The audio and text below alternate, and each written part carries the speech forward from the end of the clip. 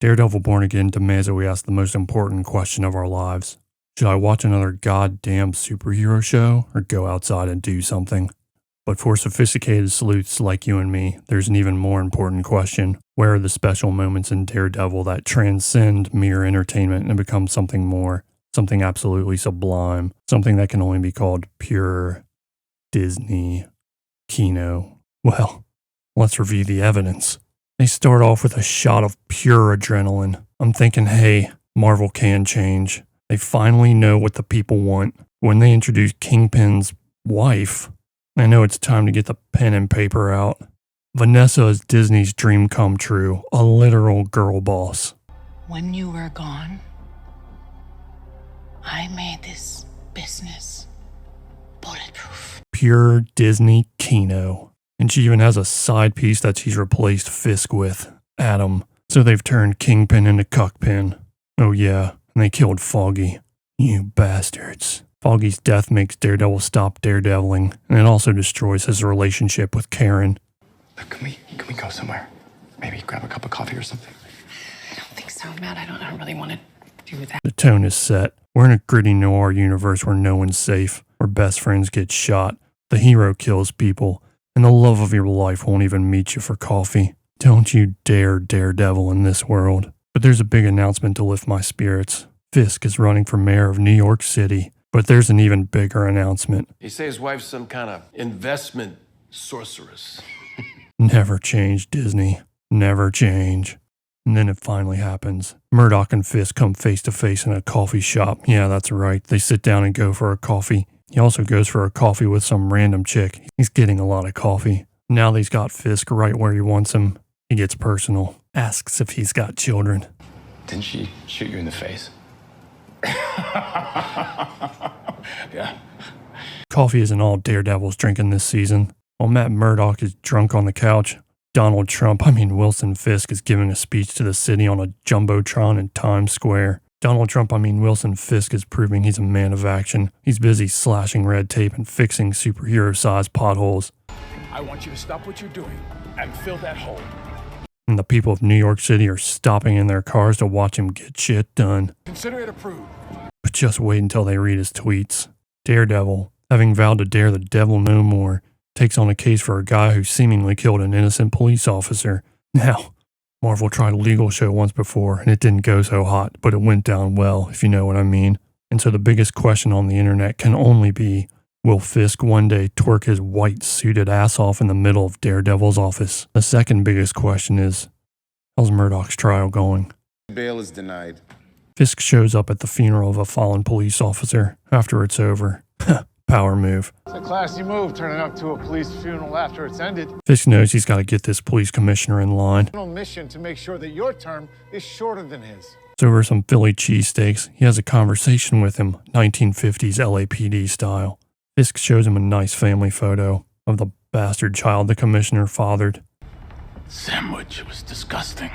Finally, we get what everyone who loves superhero movies has been asking for. I mean just begging for it. Couples therapy. Pure Disney Marvel Kino. Too bad the commissioner doesn't have a single loyal person in the entire police force who can spy on Kingpin and reveal that he's going to couples therapy and that he's been getting cucked, because that sure would undermine and destroy Kingpin in this whole show. But just as I'm about to write this one off, they fill my glass with some of the good stuff. Murdock goes to the key eyewitness's apartment just before the corrupt cops show up to kill him. The devil is cooking again in Hell's Kitchen, and he's got a brand new menu of ass beatings, street to table style. And now it's Judgment Day. The corrupt cops don't want the key eyewitness to testify, so they've sent some of their friends to make sure he never gets to the courtroom. But Murdock and his friends know the play. He's not actually with this guy. Get out of the van, asshole.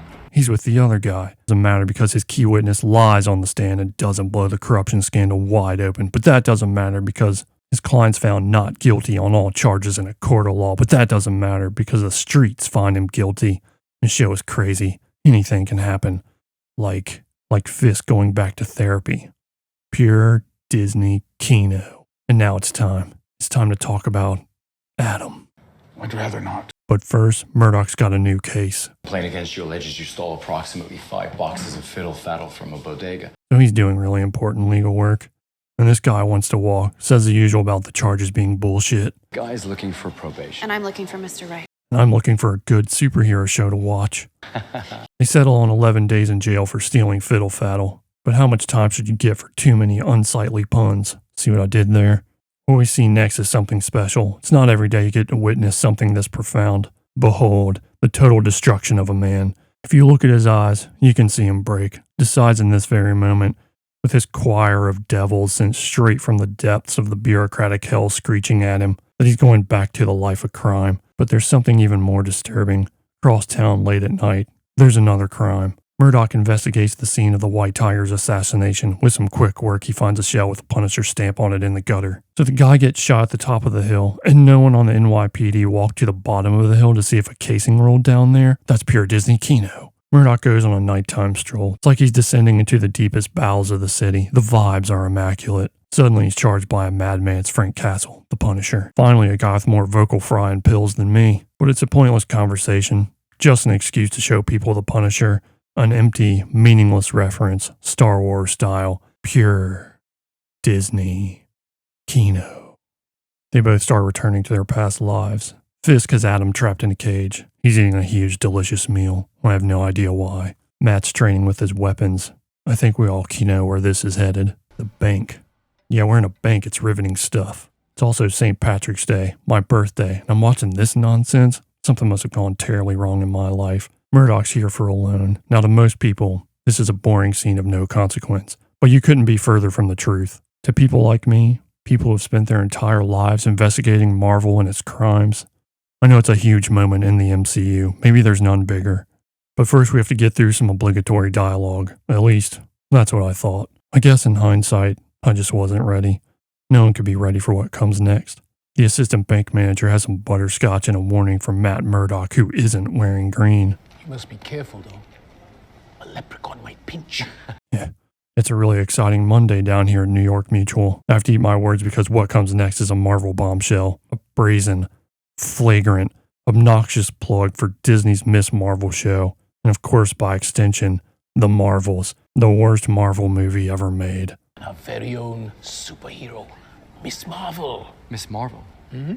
I'm not sure I'm familiar. That's pure Disney Kino. But then, well, they really outdo themselves. They shove some merch in his face. In my face. A Funko Pop of Miss Marvel for sale. Pure Disney Kino, baby. And now, for the moment I've been waiting for. For the moment Marvel's been waiting for years. They settle some old scores. Murdoch gets rejected for the loan.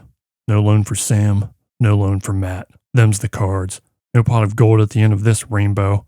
Just some leprechauns with automatic rifles. Hands in the air, you silly bastard! Now we're about to learn what universe we are really in. So if the Daredevil universe is as hard as they want me to believe, then this guy's toast. Maybe his superhero daughter even shows up and gets dirt napped by the Lucky Charms gang. This is supposed to be an unforgiving noir universe after all. Murdoch is selected with another hostage to leave the building, but he obviously needs to stay and help, so he recommends the lady's husband take his spot. Murdoch uses the old I have to go to the bathroom trick to get himself down to the vault. Anyone else for the loo?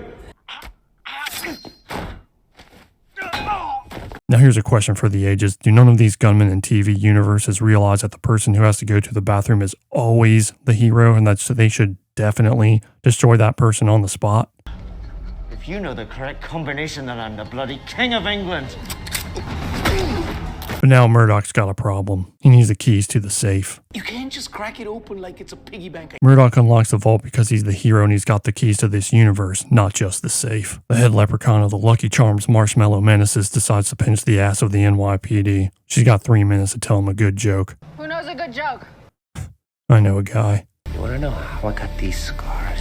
She tells him a joke. It goes like this. Priest finds a 4-leaf clover, rubs it, and a leprechaun jumps out. It says, "Do you have any leprechaun nuns in your congregation?" Priest says there's no such thing. Leprechaun says, "Oh well, I just fucked a penguin." Just so we're all on the same page here. They lifted this joke from a Reddit thread that's about 10 years old. Pure Disney Kino. If this was the hardcore universe Disney Marvel wants me to believe it is, he would have subtracted 10 minutes because of that joke. Hell, they would have blasted someone because of how terrible that joke was. Murdoch and the assistant bank manager find the score. It's a giant diamond. They believe it's going to lead to something big, and it does. A big letdown. The most anticlimactic SWAT raid of all time. They bust in with smoke and no one really shoots their guns. The gang just kind of walk around and slowly get arrested. For absolutely no reason, this guy shoots a high-powered automatic weapon, but they don't show him hit anyone, cop or civilian. Pure Disney Kino, baby. Turns out this girl was in on the robbery the whole time. But before they can get away with it all, Murdoch goes demon mode. Pulls a switcheroo with the butterscotch and the diamond, but something sinister has been going on all over the city, right in front of everyone's eyes. This Trump voter, working class guy, has been trying to remove the mural for Fisk. Turns out it's really strong and won't wash away, so he has to do some research on just what this stuff was made of. Well, it's made out of human blood. Now there's an artist. But it doesn't jive. In a world where one guy's painting with blood, the assistant bank manager should have gotten it. And the Funko Pop toy too, if I'm being honest. Fisk is doing mayor things. He goes to a fancy NYC fundraiser. Tell your wife the flowers are exquisite tonight. Gotta talk to the billionaire class, and they've got a warning for him. But the people in this room still decide who gets to eat. I'll tell you right now, absolutely nothing comes of this threat. Oh yeah, Cuckpin's got a problem. It seems my suits aren't fitting like they were. It's another cheap dig at Cuckpin, showing he's even more pathetic. He's not the man he used to be. He's just a fat, worthless cuck that will come to rely on Vanessa more and more until the rewrites are ordered and everyone is fired for writing crap like this. Fisk assembles a task force to take out the serial killer and all masked vigilantes. And these cops are ready to dispense justice LAPD style. There's a lot of shitbags in the world, sir. Now there's a lot less of them. But Daredevil finds the serial killer first. Thanks to the unusually observant niece of the white tiger puma, he knows the villains in the tunnels of the NYC subway. There's another question for the ages. If you're a superhero, by now shouldn't you be prowling the sewers every night? It's clear that's where all the bad guys are. The sewers and the writing rooms.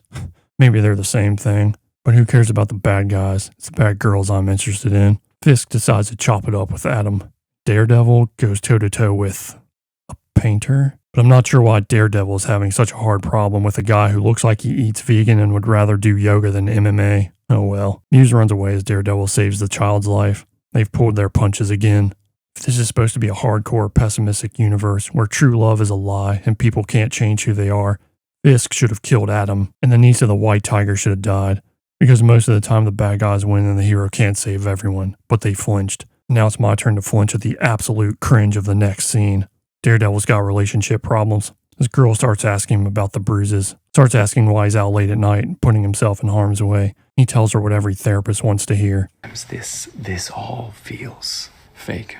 This triggers a lot of talk about trauma, mental health, and processing that a certain group of the sad and lonely and overprescribed love to talk about more than love itself. Instead of listening to all that nonsense, I enjoy a volley of beers and expired medications. It's the working man's health insurance plan, and it's what you need to get through these kind of shows.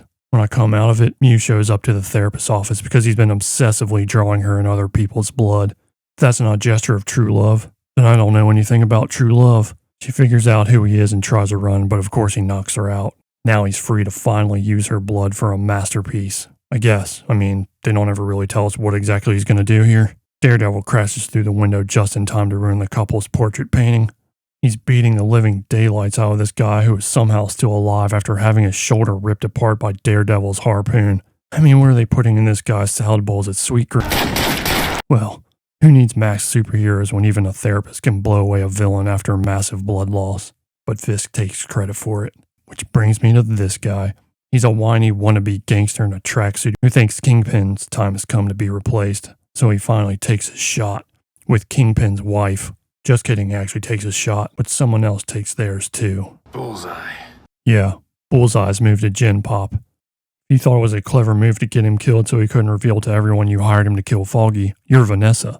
And if you were looking for some more snarky insults of male superheroes, you're this show's ideal viewer. I'm sure you can put Muse and Daredevil in the same category. They're just these underdeveloped boys hiding behind masks. I'm no therapist, but aren't there female superheroes as well? Bullseye. Yes, Vanessa's the real version of a Disney superhero. She's girl bossing big time, creating empires, cucking husbands, and killing side pieces. Murdoch has the inevitable breakdown about all his legal work feeling useless. What we do, it feels useless.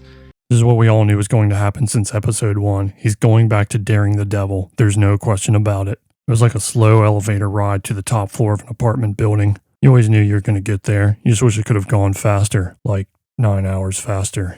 Bullseye kills a guard and a doctor to escape from prison. This raises some pretty big ethical questions for our hero. Did Daredevil know Bullseye could use these wounds from his head pounding to get out of jail? Thank you, Gus. Sure seems like it, and if he did, he's an accomplice to the murder of 2 innocent people. At the ball, Mad Murdock figures out that Vanessa hired Bullseye to kill Foggy, and takes the bullet. Why in the world did Matt Murdock take one for Fisk? I heard someone scream gun and I just reacted. Too late in the season for these writers to care about character and continuity. They just want to get this over with and get on to their next job. To thank Matt Murdock for saving his life, Fisk sends his number 2 to kill Daredevil, but power goes out in NYC and Matt Murdock escapes to his house. If I was running from a serial killer, the very last place I'd go is my house where he already knows that I live. Unless you have this guy waiting there for you. Is that a new costume? What do they call you now? Nightgown Man.